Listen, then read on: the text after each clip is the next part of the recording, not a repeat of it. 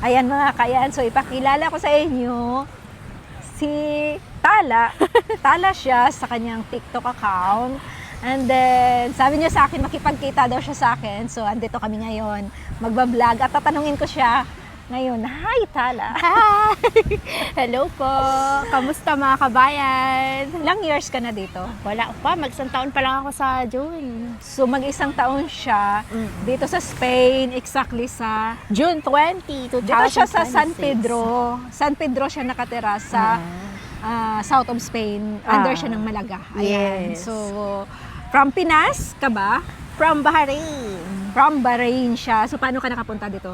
Sa Spain? Nag-tourist visa pa Czech Republic and then tumalon dito sa Spain. So, bakit dito mo napili sa part ng south of Spain or Malaga? Ano Bakit hindi sa Madrid? Ewan ko. Kasi dapat ang gusto ko nga before parang Madrid. Kaya lang yung upon research kasi, di ba pag magre-research ka, saan yung mga...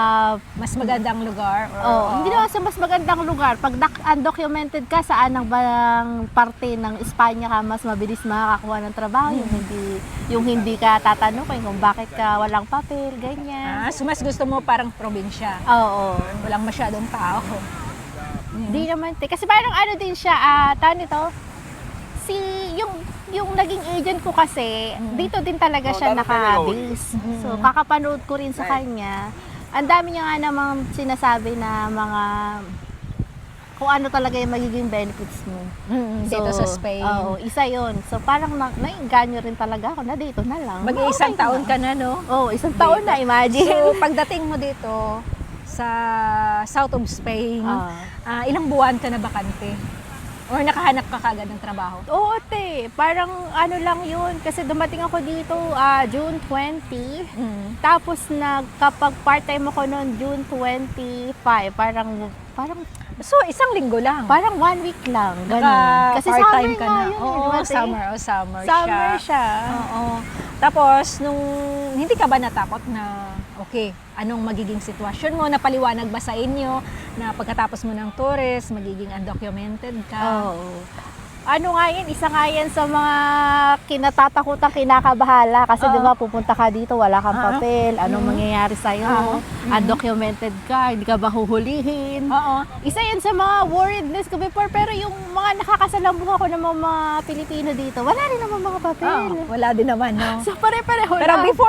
before ka pumunta, parang mayroon kang nagda-doubt ka. Nagda-doubt pa ako, pero sabi ko, lakasan na lang ng loob to. Sila ka, kaya nila, kaya ko din yan. Kamusta ka dito sa Spain? Okay naman, te, masaya. Yung nilulook forward ko lang is yung in case man na undocumented ako tapos magkakaroon ng chance na magkaroon ako ng papers. Kumbaga, undocumented turn to legal na hindi ka na immigrant. Yan ang nilulook forward ko. Pero nagsisisi, hindi naman.